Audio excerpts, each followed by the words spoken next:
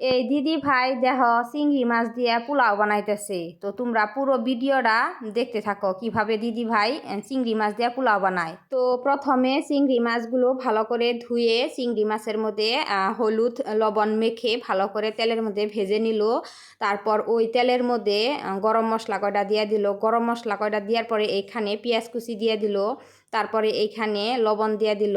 এখন দিয়ে দিতেছে রসুন বাটা দিয়ে নিয়ে অল্প সময় ভাজছে। ভাজার পরে গুঁড়ো মশলা কয়টা দিয়ে দিল। গুঁড়ো মশলা দিয়ে নিয়ে এইখানে গোবিন্দভোগ চাল আগে থেকে ধুয়ে দিছিল। ওই গোবিন্দভোগ চাল দিয়ে নিয়ে ভালো করে মিক্স করে ভাইজা নিল অল্প সময়। তারপরে এখানে ঘি দিয়ে দিল। তারপরে অল্প গরম পানি দিয়ে দিল। গরম পানি দিয়ে নিয়ে তারপরে অল্প চেনি দিয়ে দিল। চেনি দিয়ে নিয়ে ঢাকনা দিয়ে ঢাইকা দিল।